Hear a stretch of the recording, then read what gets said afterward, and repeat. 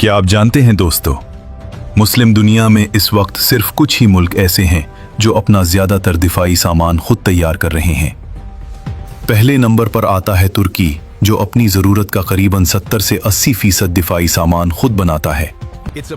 तुर्की आज जदीद drones, radar, बहरी जहाज और जदीद इलेक्ट्रॉनिक्स न सिर्फ तैयार करता है बल्कि दुनिया भर को बरामद भी कर रहा है। दूसरे नंबर पर है ईरान। पाबंदियों की वजह से सब कुछ खुद बनाता है। ईरान के बैलिस्टिक और क्रूज मिसाइल, मकामी सतह पर तैयार किए गए ड्रोन्स और जदीद समंदरी हथियार उसे मशरिक़ वुस्ता की एक मजबूत फौजी ताकत बना देते हैं। तीसरे नंबर पर है पाकिस्तान, जो रीडिजाइन, मरम्मत और अपग्रेड में माहिर समझा जाता है। पाकिस्तान गैर मुल्की टेक्नोलॉजी पर मबनी हथियारों को मकामी तौर पर असेंबल और बेहतर बनाता है।